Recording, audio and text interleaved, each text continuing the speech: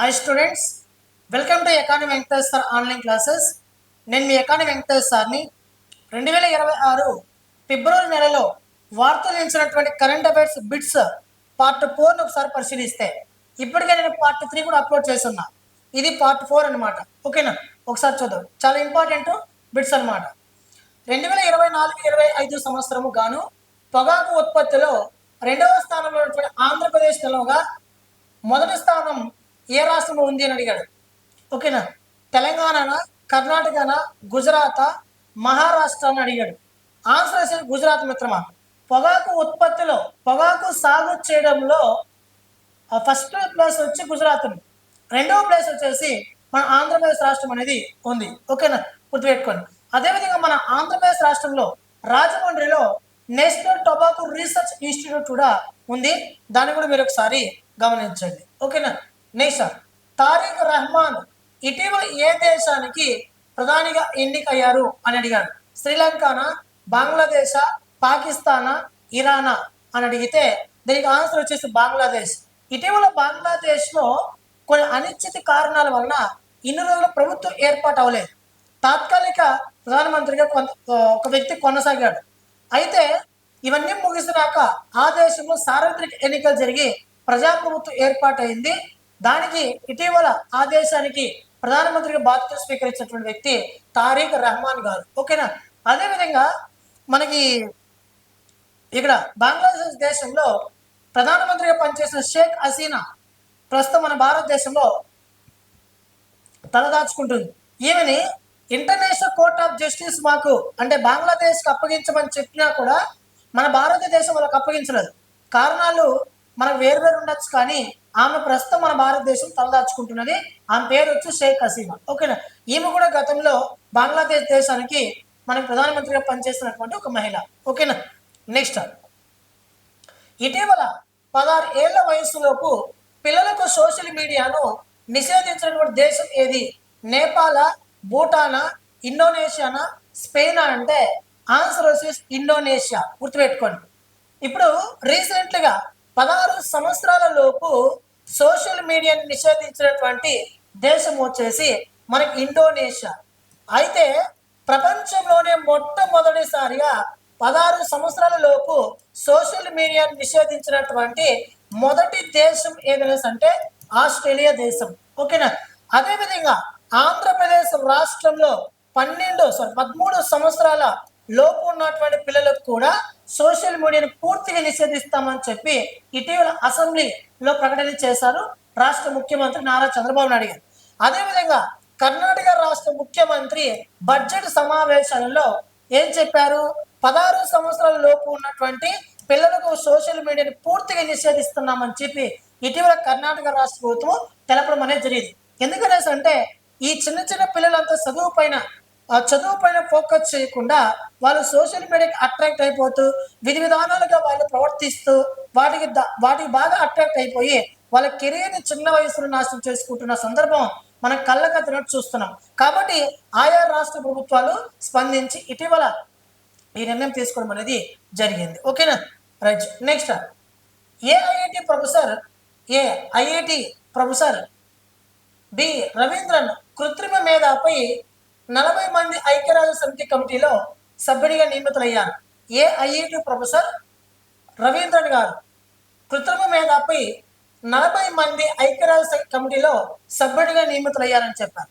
ఇక్కడ IIT Hyderabad, IIT మద్రాసా, IIT ఢిల్లీనా, ఐఐటి ముంబై అంటే మన కళ్ళు మూసుకొని ఆన్సర్ చేయొచ్చు. ఇలాంటివి వస్తే ఆన్సర్ కళ్ళు మూసుకొని చేయండి. ఐఐటి మద్రాస్. ఒకవేళ మీకు ఎగ్జామ్లో ఐఐటి క్వశ్చన్ వచ్చి మీకు ఏది ఆన్సర్ తెలిపితే ఐఐటి మద్రాస్ పెట్టండి. ఎందుకంటే భారతదేశం ఎక్కువ ఇన్నోవేషన్స్ని తీసుకొచ్చేటటువంటి మద్రాస్ ఏంటంటే IIT Madras, IIT Indian institute of technology. ఓకేనా.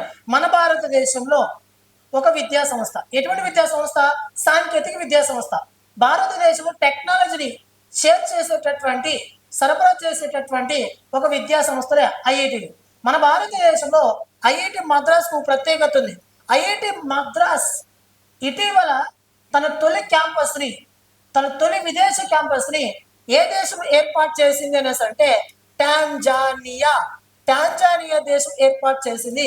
ఎక్కడ అనేసి అంటే జాంబియార్ అనే ఒక ప్రాంతం ఏర్పాటు చేసింది. ఈ మళ్ళీ ఇది భారతదేశంలో అంటే మన భారతదేశంలో విదేశాల్లో ఐఐటి క్యాంపస్ ఏర్పాటు చేసిన తొలి భారతీయ ఐఐటి మద్రాస్. అదేవిధంగా విదేశాల్లో రెండవ క్యాంపస్ ఏర్పాటు చేసిన ఐఐటి ఢిల్లీ అనమాట. ఈ ఐఐటి ఢిల్లీ ఎక్కడ ఏర్పాటు చేసింది అనేసి అంటే యుఏఈ దేశంలోని అబుదాబి అనే నగరంలో తన క్యాంపస్ ఏర్పాటు చేసింది. ఇది మన భారతీయ నుంచి రెండవ ఐఐటి. అదేవిధంగా ఇక్కడ విదేశాలు ఏర్పాటు చేసినటువంటి మన భారతీయ ఐఐటి క్యాంపస్ ఏమని పిలుస్తామంటే మామూలుగా మన ఐఐటీలను ఇండియన్ ఇన్స్టిట్యూట్ ఆఫ్ టెక్నాలజీ అని పిలుస్తాం కదా.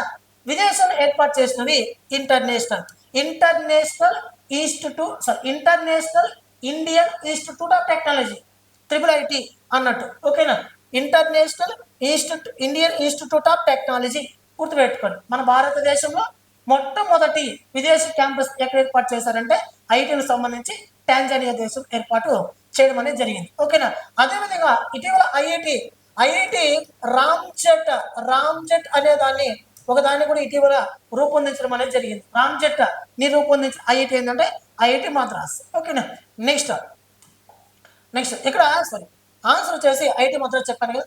నెక్స్ట్ డొక్కా సీతమ్మ మధ్య భోజన పథకం మన ఆంధ్రప్రదేశ్ రాష్ట్రంలో డొక్కా సీతమ్మ మధ్య భోజన పథకం ఆంధ్రప్రదేశ్ రాష్ట్రం అనగా మనకు గుర్తొచ్చేది అమరావతి, కాకినాడ, విశాఖపట్నం, తిరుపతి, కర్నూలు ఇటువంటి గుర్తు రావాలి. ఎందుకంటే మనకి ఏఐ నగరం ఏది విశాఖపట్నం, ఏఐ యూనివర్సిటీ నగరం ఏది మనకి అమరావతి, క్వాంటమ్ వ్యాలీ యూనివర్సిటీ నగరం క్వాంటమ్ వ్యాలీ ఎకో సిస్టమ్ ఎక్కడ Amaravati, ammonium project Kakinada, AP first city ఏదంటే తిరుపతి, ఏపీ భారతదేశం మొట్టమొదటిసారిగా స్పేస్ సిటీ అనగా తిరుపతి, అదేవిధంగా మన డ్రోన్ సిటీ కర్నూలు, ఓరవకల్లు ఇటువంటివన్నీ గుర్తు రావాలి. ఓకేనా? రైట్. ఓకే, ఇప్పుడు ఆంధ్రప్రదేశ్లో అమలవుతున్నటువంటి ఒక మధ్యాభోజన పథకం డొక్కా సీతమ్మ మధ్యాభోజన పథకం. ఈ డొక్కా సీతమ్మ మధ్యాభోజన పథకాన్ని సమర్థవంతంగా అమలు చేయడం కోసం ఇటీవల ఆంధ్రప్రదేశ్ రాష్ట్ర ప్రభుత్వం ఎవరితో ఒప్పందం కుదుర్చుకున్నది అని అడిగాడు. ఇంటర్నేషనల్ ఇన్నోవేషన్ కాప్సా, గూగుల్తోనా, మైక్రోసాఫ్ట్నా, ఇంటర్నేషనల్ ఫుడ్ ఆర్గనైజేషన్ అంటే ఇంటర్నేషనల్ ఇన్నోవేషన్ కాప్స్తో ఒప్పందం కుదుర్చుకున్నది, గుర్తుపెట్టుకోండి. అదేవిధంగా రీసెంట్లీగా ఒక ఆర్టికల్ వార్త నిలిచింది. దాని పేరు ఏంటంటే ఆపరేషన్ వజ్రప్రహార్ అనేది ఇటీవల వార్త నిలిచింది. ఇది దేనికి సంబంధించినది అనేసి అంటే ఆంధ్రప్రదేశ్ రాష్ట్రంలో గంజాయిని మాదక ద్రవ్యాలను పూర్తిగా నిర్మూలించడం కోసం తీసుకొచ్చినటువంటి ఒక ఆపరేషన్ మనకి వజ్రప్రహార్.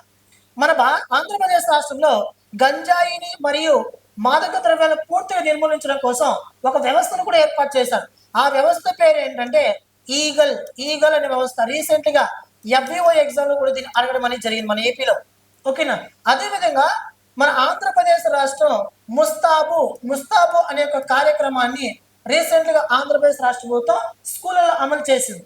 ఈ ముస్తాబు కార్యక్రమం ముఖ్య ఉద్దేశం ఏంటంటే చిన్న పిల్లల నుండే క్రమశిక్షణ అంటే ఏమిటి, పరిశుభ్రత అంటే ఏమిటి అనే దానిపైన, పరిశుభ్రత క్రమశిక్షణ అనే దానిపైన చిన్నపిల్లప్పటి నుంచే వారికి అవగాహన కల్పించడం కోసం ప్రతి స్కూల్లో అమలు చేస్తున్న కార్యక్రమం ముస్తాబు కార్యక్రమం. ఓకేనా?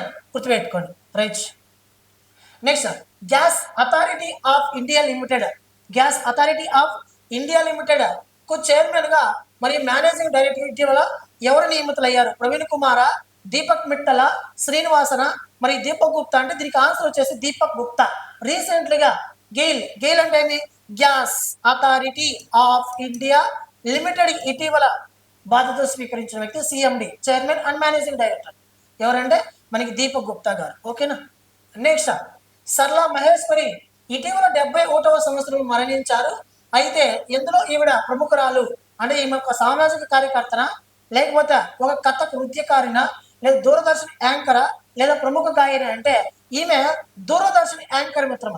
దూరదర్శన్లో ఈమె యాంకర్ గా పనిచేసిన వ్యక్తి సరళ సరళ మహేశ్వరి. ఈమె ఇటీవల కన్నుమూయడం అనేది జరిగింది. ఓకేనా, రైట్.